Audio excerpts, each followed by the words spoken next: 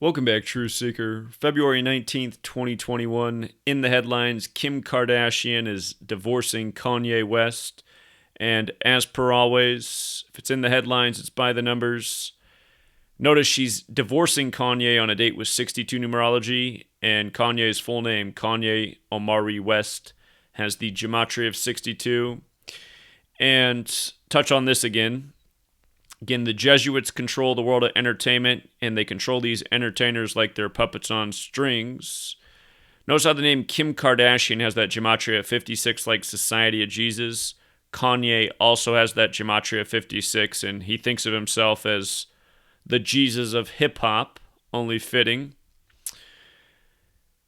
If you read the story, it says they've been married 7 years and have 4 kids. They're actually just shy of 7 years, but maybe by the time the divorce is finalized, it will be 7 years. They were married May 24th, 2014. That's the 144th day of the year, and Jesuit order equals 144.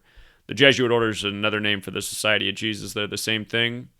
But notice Kim is also divorcing him while she's 40 years old, and divorce is 40.